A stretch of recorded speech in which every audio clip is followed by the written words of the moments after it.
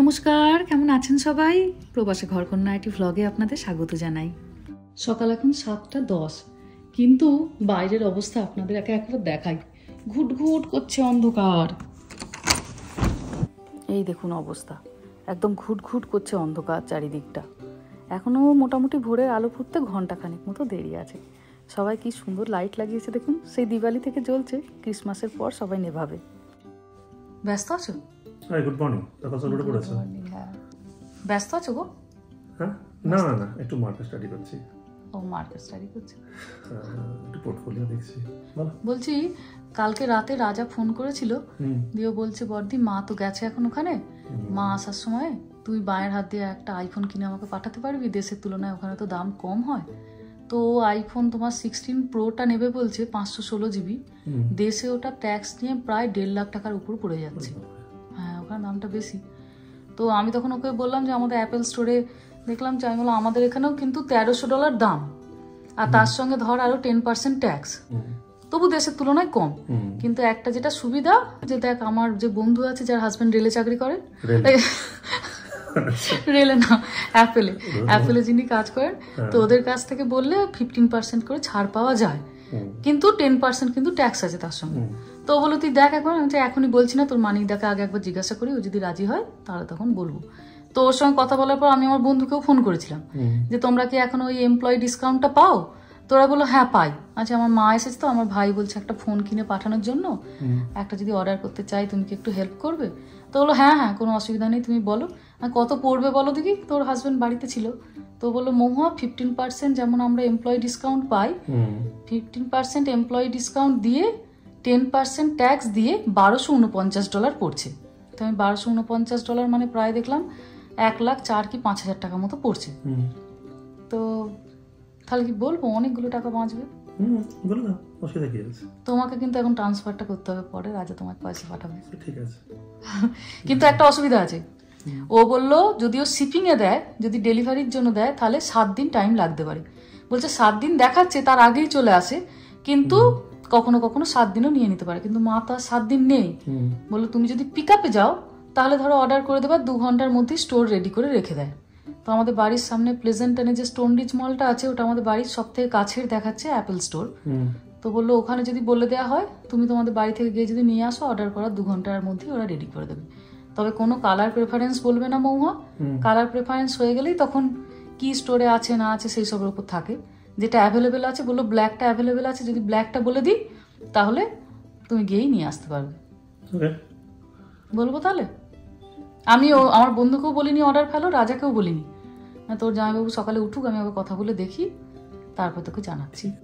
ঠিক আছে, তাহলে শনি রবিবার নিয়ে না, মুশকিলটা ওইখানেও।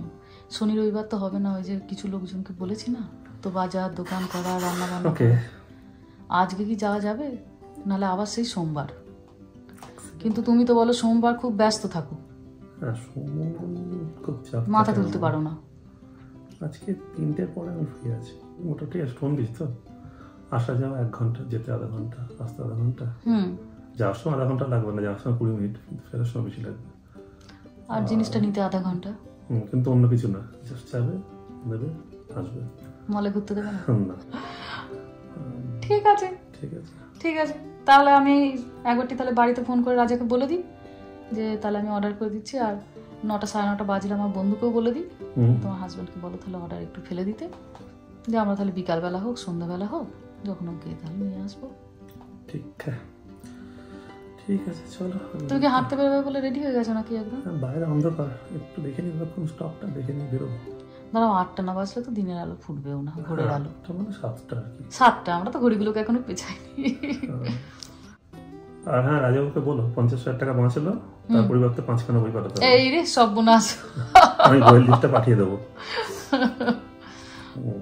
ঠিক আছে ঠিক আছে। হ্যাঁ, সকাল এখন 8টা, যদিও এখন 1 ঘন্টা সময়টা পিছিয়ে গেছে, কিন্তু ঘড়িটা আর পিছায়নি। আবার মার্চ মাস এলেই তো আবার এগিয়ে দিতে হবে। এই জোর করে সময় পিছিয়ে দেওয়াটা আমার মোটে পছন্দ না, ওই জন্য ঘরের ঘড়িগুলোকে আর পিছায়নি। বাইরের অবস্থাটা আপনাদেরকে একবার দেখাই। এই দেখুন, এখনও ঠিক করে সকাল হয়নি, আর ওটা হচ্ছে পূর্ব দিক, এখনও সূর্য ওঠেনি। তবে ধান দরজাটা বন্ধ করে দিই, প্রচণ্ড ঠান্ডা। ওদিকে মেহার বাবা তৈরি হচ্ছে, একটুখানি মর্নিং ওয়াকে যাবে। গরমকালে 5টার সময় বেরায় মর্নিং ওয়াকে, আর শীতকালে সেই সময়টা হয়ে দাঁড়ায় সকাল 8টা। অল্প ভোরের আলো না ফুটলে বেরায় না। আসার পর থেকে মাও যেত ওর সঙ্গে মর্নিং ওয়াকে, কিন্তু ঠান্ডাটা এখন এত বেশি পড়েছে মা আর বেরায় না। এরা আমার রেডি হয়ে গেছে স্কুলে যাওয়ার জন্য। তুমি চশমা পরে আজকে স্কুলে যাবে? ভাই কেন? এই ব্লাইন্ড টুডে, আজকের জন্য ও ব্লাইন্ড হয়ে গেছে, ওই জন্য চশমাটা পরে স্কুলে যাচ্ছে। ওই যে আমার রান্নাঘরে যে চশমাটা পরানো ছিল, যেখানে হাতা খুন্তিগুলো রাখি, তার থেকে চশমাটা আজকে নিয়ে নিয়েছে, ধার নিয়েছে আজকে। চলো চলো চলো, ব্যাকপ্যাক নাও, তোমার ব্যাকপ্যাকটা নাও, ওই যে চেয়ারের উপর। সকালবেলায় বাচ্চাদেরকে যখন স্কুলে ছাড়তে যাই, মাও আমার সাথে করে যায়। তবে আজকে আপনাদেরকে একটা জিনিস দেখাই, রাস্তার ধারগুলোর অবস্থা দেখুন। যত পাতা ছিল গাছে সব পড়তে শুরু করেছে। প্রতিটি পাতার বুকে 1 বছরের স্মৃতি। তবে এই পাতাগুলো কিন্তু বাড়ির মালিকদেরই পরিষ্কার করতে হয়। যার বাড়ির সামনে যে গাছটি, তাকে সেটি পরিষ্কার করে নিতে হবে। সপ্তাহে 1 দিন করে আসে রোড পরিষ্কারের জন্য, তারা যতটুকু পায় ততটুকু পরিষ্কার করে নেয়। এখন যাচ্ছি রামাদেরকে স্কুলে ড্রপ করে সামনের বাজারটাতে। বাড়িতে এতটুকু ফলমূল নেই, না কলা, না আপেল, না স্ট্রবেরি, কিচ্ছু না। বাড়িতে একটু ফল না থাকলে চলে না। তাই মাকে বললাম, চলো মা একটু বাজার যাই, একবারে নিয়ে চলে আসবো। পৌঁছে গেছি আমরা, বাড়ির কাছে সেফ ওয়েটাতে এসেছি। রাতে ঝিরঝির করে বৃষ্টি হলেও সকালে রোদ উঠেছে ভারী সুন্দর। প্রথমে একটুখানি আপেল নিয়ে নেবো, কি সুন্দর করে সাজিয়ে রেখেছে দেখুন। সকালের দিকে বাজার দোকানগুলোতে এলে মন একদম ভরে যায়।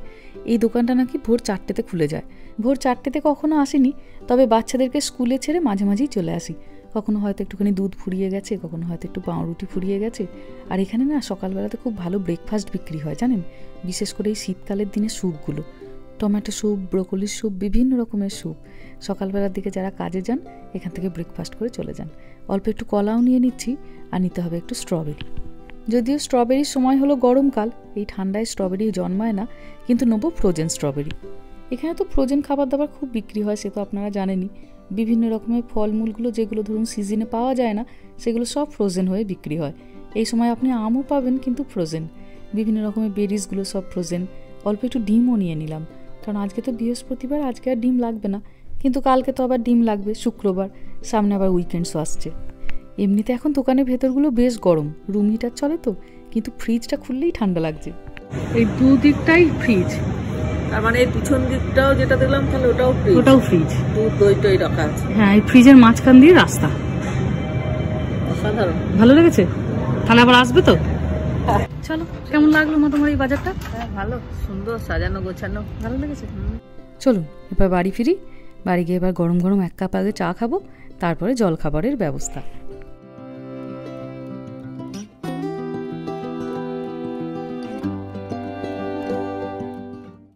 বেলা এখন প্রায় 11:15। দুপুরের আজ এখনও রান্না বসেনি। তবে দুপুরের রান্না বসাতে যাওয়ার আগে আপনাদেরকে একটা মজার জিনিস দেখায়।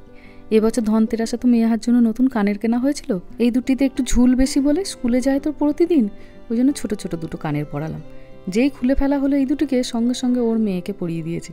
এই পুচকি বাঁদরটি হচ্ছে মেহার মেয়ে। একে হাড় কানের সব পরিয়ে রাখতেও খুব ভালোবাসে, আর খুলতেও দিচ্ছে না জানেন। আমি আর জোর করলাম না, ভাবলাম থাক তাহলে 2 দিন পরেও। আজকে দুপুরে আমাদের হবে কাঁচকলার কোপ্তা আর বেগুনের ঝাল।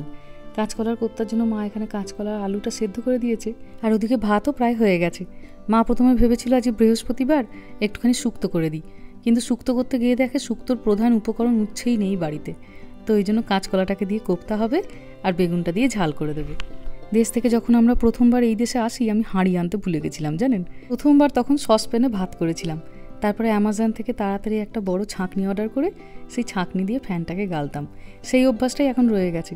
এখন স্টিলের একটা বড় ঝুড়ি আছে, তাতেই ফুটন্ত ভাতটা ঢেলে দিই আর ফ্যানটা ঝরে যায়। মায়ের এই পদ্ধতিটি ভারী পছন্দ হয়েছে। আমাদের বাড়িতে এখনও অবধি ভাতের হাঁড়ির ঢাকনাটা একটুখানি হালকা ফাঁকা করে নিয়ে ভাতের ফ্যানটা ফেলা হয়, কিন্তু ওই করতে গিয়ে মায়েরও অনেকবার হাত পুড়ে গেছে, ছ্যাঁকা খেয়ে গেছে। প্রথমবার আমাকে যখন মা ভাতের ফ্যান ফেলানো শেখাতো, আমারও 2বার আঙুল পুড়ে গেছিলো। কিন্তু এইভাবে ভাতের মাড় গাললে হাত পোড়ার সম্ভাবনাটা কম। নতুন নতুন ধরুন কারুর বিয়ে হয়েছে, অথবা চাকরি বাকরি বা পড়াশোনার জন্য দূরে কোথাও যেতে হয়েছে, রান্নাবান্না তো সবাইকেই করতে হবে। তো এইরকম একটি সসপ্যানে করে ভাত করে নিয়ে স্টিলের ঝুড়িতে তারপর ঢেলে দিলে সহজেই মাড় গালা যাবে। আর সসপ্যানের তো হ্যান্ডেলগুলো তো খুব একটা গরম হয় না, তাই ভাতের হাঁড়ি ধরতে গিয়েও অনেক সময় যে হাত পুড়ে যাবার সম্ভাবনা থাকে সেটাও হবে না। ব্যাস, গল্প করতে করতে মা এইদিকে বসিয়েও দিয়েছে বেগুনের ঝালটা, অল্প একটুখানি তেল নিয়েছে আর গাছের লঙ্কা। বেগুন টমেটোটা ভাজছে, ততক্ষণে আমি এদিকে মশলাটা রেডি করে দিই। অল্প একটু সর্ষে, একটু পোস্ত, একটু কাঁচা লঙ্কা আর নুন দিয়ে এটাকে একটুখানি বেটে দেবো। ছেলেমেয়েরা বেগুনের ঝাল খায় না, ওরা খুব একটা সর্ষে বাটার খাবার দাবার খেতে পারে না।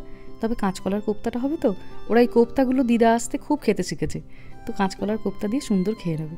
আর এইটা একটুখানি ঝাল ঝাল করে করা হলো, যেহেতু ছেলেমেয়েরা খাবে না বেশি করে লঙ্কা দিয়ে, তো এটা আমাদের জন্য। অনেক দিন ধরে এই মিক্সিটা ব্যবহার করছি, তো এর প্যাঁচটা মনে হয় একটু ঢিলা হয়ে গেছে জানেন। যখনই সর্ষে পোস্ত বাটছি দেখছি একটু করে লিক হচ্ছে, দেখি আবার একটুখানি ডিল দেখতে হবে। একে সারানো তো যাবে না, সারানোর জায়গায় এর আপনি 2খানা মিক্সি কিনে নিতে পারবেন। আর এখানে কেউ মিক্সি সারাই বলেও বোধহয় জানি না, তো যখনই মিক্সি খারাপ হয় বা কিছু হবে আপনাকে একটা নতুন কিনে নিতে হবে। ব্যাস হয়ে গেছে এদিকে মায়ের বেগুনের ঝাল, ওপর থেকে বেশ খানিকটা সর্ষের তেল দিয়ে দিল আর একটুখানি ধনেপাতা। ঢাকা দিয়ে এখন থাক, দুপুরবেলা যখন খাওয়া হবে তখন খুলবো।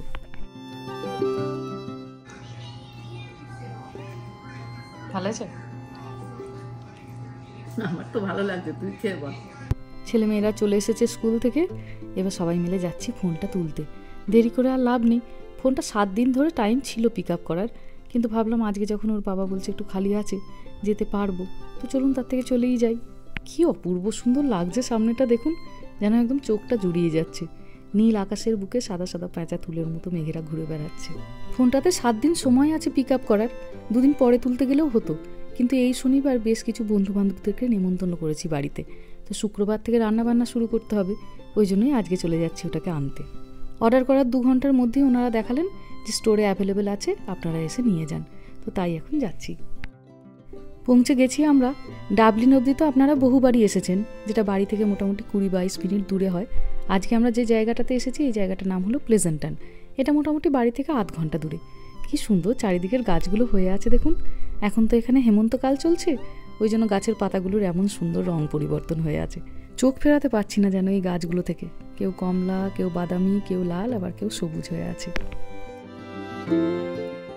আজকে আমরা যে মলটাতে এসেছি, মলটার নাম হচ্ছে স্টোন রিজ মল, ওই দেখুন লেখা আছে। খুব পুরানো এটা একটা মল, কিন্তু এদের এখানে অ্যাপেলের স্টোরটা আছে। আমাদের বাড়ির সব থেকে সামনে এই স্টোরটাতেই ওই মডেলটা অ্যাভেলেবেল আছে, ওই জন্য আমরা এটাই চুজ করেছিলাম। চলুন এবার খুঁজতে হবে কোথায় আছে। মলটা কিন্তু বেশ বড় দেখুন।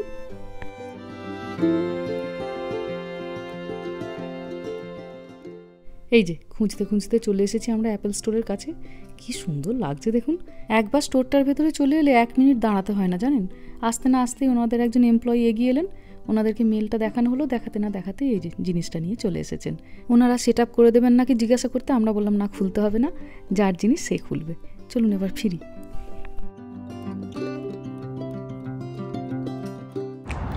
তুমি এর আগে কখনো অ্যাপেল স্টোরে গেছো? না, এটা প্রথমবার ছিল, ভালো লাগলো। হ্যাঁ, গোটা মানে মলটায় যত না লোক আছে অ্যাপেল স্টোরে একটা দোকানে তার থেকে বেশি লোক। তা যা বলেছে, যত দোকানের জিনিসপত্র দাম বেশি তত ওখানে লোকজনের ভিড়ও বেশি। খুব ভালো জিনিস, যার জন্য এত ভিড়, ওইটাই হচ্ছে কথা। ভালো আসলে হয়তো অনেক জিনিসই হয়, কিন্তু যার যেটা নাম ছড়িয়ে যায়, তাই না? মলের আর কোনো দোকান বাজারে ওর বাবা ঢুকতেও দিল না আর একটু ঘুরতেও দিল না। হু করে এলাম, 5 মিনিটের মধ্যে জিনিসটা নিয়েই আবার বাড়ি ফেরা। আসলে ওর ফিরে গিয়ে আবার অফিস আছে, অফিসের মাঝখানটা একবার টুক করে বেরিয়ে আসা তো, তবে ছুটির সময় একবার আনবে বলেছে। ফোনটা তো তখন দেখতেও পেলাম না, আমিও পাইনি আর মাও পায়নি, ওই জন্য বাড়িতে এসে একবারটি দেখছি, তবে খুলিনি। এই যে এখানে এই যে সবুজ রঙের যে তীরটা থাকে এইখানটা দিয়ে তো খোলে, তো এই যে তীরটার জায়গাটা ওরকমই আছে, এখানটা খোলা হয়নি, ভাই খুলবে। কি সুন্দর লাগছেও দেখতে দেখুন, মনটা হচ্ছে একবার ভেতরটা কেমন আছে ফোনটা দেখি, এর আগে দেখিনি 16টা কেমন দেখতে হয়। থাক পরে না হয় ওর ভিডিও তো দেখবো। আর বাড়িতে যখন আসি, এই যে এটা অ্যামাজন থেকে ডেলিভারি দিয়ে গেছিলো ছুরিটা, গতকাল তো ওয়ালমার্টে পাইনি, কিন্তু মা নিয়ে যাবে বললো মুখ ফুটে, তাই বাড়ি ফিরে এসে অ্যামাজন থেকে অর্ডার দিয়ে দিয়েছিলাম, আজকে ডেলিভারি দিয়ে দিয়েছে। মায়ের ছুরিগুলোর রঙগুলো ভারী সুন্দর হয়েছে দেখুন। অনেকেই আপনারা কমেন্টে জিজ্ঞাসা করেছেন যে দিদি মাসিমা কী করে ছুরি নিয়ে আসবেন প্লেনে হ্যান্ডব্যাগটা অ্যালাউ করবে না, তবে ওই যে বড় লাগেজটা যেটা নেয় মেন লাগেজটা, সেখানে আপনি নিয়ে যেতে পারেন, তো ওই বড় ব্যাগটাতে করে মা নিয়ে যাবে। দেখো আমাদের এখানকার ফ্রোজেন হলদিরামের দই বড়া খেয়ে দেখো দেখি কেমন হয়েছে। বাহ, দেখতে তো দারুণ হয়েছে রে। এই বড়াগুলো তৈরি করতেই তো বেশি সময় লাগে, এইগুলোই ফ্রোজেন এখানে বিক্রি হচ্ছে। বাড়িতে শুধু দইটা তৈরি করো আর খেয়ে নাও, তো ডাল ভেজা বাটারও ব্যাপার নেই, না বড়া ভাজারও দরকার নেই, না তো ভালোই, খারাপ না। খেয়ে দেখো, খেয়ে দেখছি এবার কেমন। তুমি আসার আগে আমরা একদিন এনেছিলাম, আমার তো খুবই ভালো লেগেছিল। আর এখানে তো ধারের কাছে চাইলেই তো তুমি চপ সিঙ্গারা এইসবের দোকান পাবে না, তাই ওরকম ফ্রোজেন খাবার দাবার নিয়ে আসতে হবে।